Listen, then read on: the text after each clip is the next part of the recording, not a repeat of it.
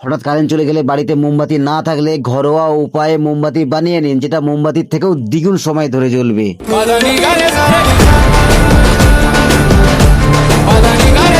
তার জন্য নিতে হবে একটা কাঁচের গ্লাস, আর সর্ষের তেল, আর তুলো দিয়ে বানানো একটা কাঠি, আর কিছুটা পরিমাণ বালি।